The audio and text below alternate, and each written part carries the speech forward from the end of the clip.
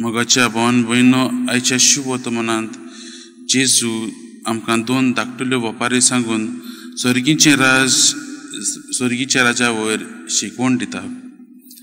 तो आमकां शिकयता की कशे भाशेन देवाचें राज आमचे भितर वाडत वता.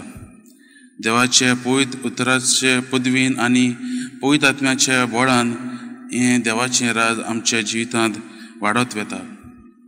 जेजूच्या काळार जुदेव आसले ते तांकां दिसतालें, तांचें चिंतप अशें आसलें की एक दीस क्रिस्त येतलो आनी अकस्मात हें सर्गीचें राज वो देवाचें राज उत्पन्न करतलो.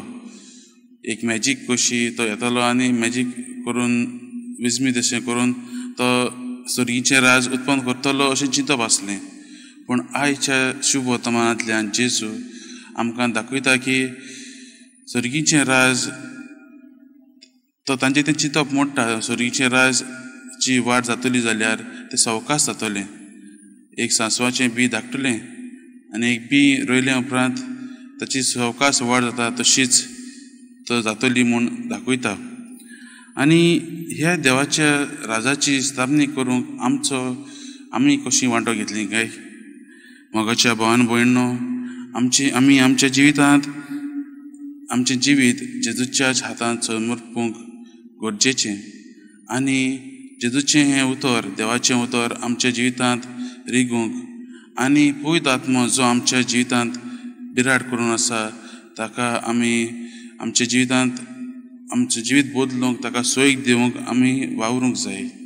मोगाच्या भावान भयणो, देवाची हेंच उतर आमच्या जिवितांत वाड जाता तेन्नाच आमी देवाक ओडून रावंक पावतल्या, देवाकूच आमी चिंतून रावंक पावतल्या आनी देवाच्याच आदारान आमी मुखार व्हरूंक पावतल्या.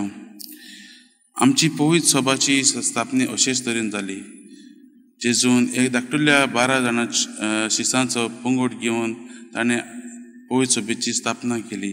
आनी आज पळयल्यार आमची पवित्र सभा बरीच व्हड जाल्या आनी वाडत वता.